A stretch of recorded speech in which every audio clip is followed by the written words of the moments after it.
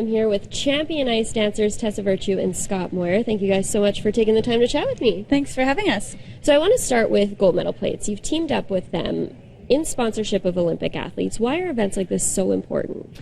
Well, I mean, amateur sports are unique because you don't get a lot of you don't get paid, and you need to be able to pay all your bills. So for Tess and I, own the podium was the biggest reason why we were able to compete in Vancouver, and was a huge contributor to us winning, and also having a shot in 2014. So it's so crucial that athletes get support like this. So now that Tessa and I are taking a little bit of a break, it's time for us to give back, make sure that these Rio athletes feel the support. And I mean, Gold Medal Plates has raised over $10 million for the Canadian Olympic Committee so far, so it's huge.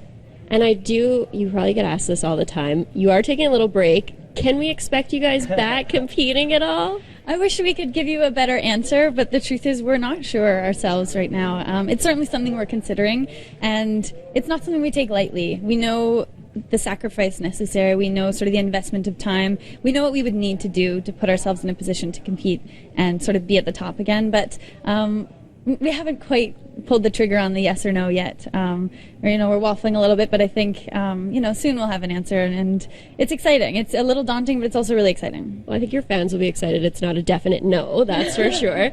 Now, you guys actually have quite a few Saskatchewan connections. You trained with Bruce Craven, who's located here in Saskatoon. What made you guys connect with him? Well, Tessa had a very unique injury, and do you want to explain? I think you're better at that, really. Okay. Well, I was connected with Bruce, and they call him the movement whisperer, as maybe you've heard.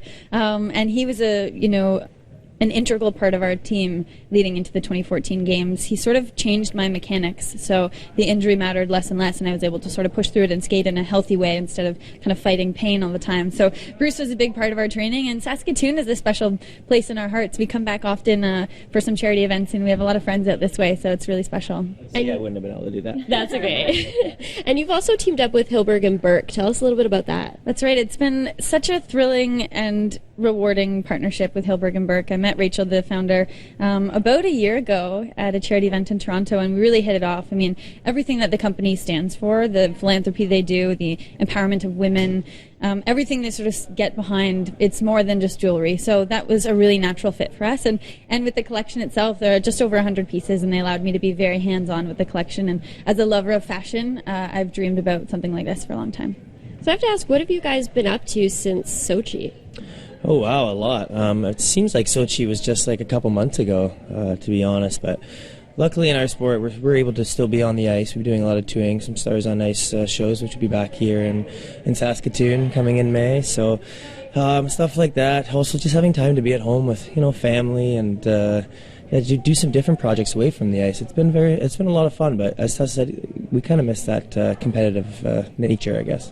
And you did train a lot in the States. Are you back home primarily now? Yes, fully back home. I think we were back in Canada about 24 hours after we got home from Sochi. We were ready to be back in Canada, and we loved training in Canton and living there for 10 years, but it was time for us to be home, and we spend most of our time in London and Toronto area now. Well, we're happy to have you here, and I do want to ask before we let you go, you guys skated together since you were very young. Do you have any advice for young athletes? Well, I think being passionate about what you do is probably paramount. I think that's sort of the foundation of any kind of success. I mean, no one forced us to skate. No one pushed us. We had really supportive families, and we had kind of that internal drive. And I'm not sure we would have made it as far had that not been a genuine kind of personal thing. But we always say that a balance is really most important. I mean, we're 26 and 28, and we're still searching for that balance. We don't identify ourselves with our sport. I think it's sort of about not getting lost in that all-consuming part of sport, but rather, having many different hobbies and desires. And yourself? Yeah, I think we were very fortunate to have the career that we had, but we still love what we do, and we love doing it every day. I mean, obviously we had to work hard, but we just loved our sport, and as Tessa said, we weren't all consumed with it at any point. We'd like to think that, we were good people before we were good skaters. We hope that's how people would remember us. So we just went out there and always had fun together, and luckily Canadians got behind us. Well, we're happy to have you here in Saskatoon, and we'll be excited to see you back on the ice for Stars on Ice. Thank you. Thank you guys so much for taking the time to chat with us. Thank you.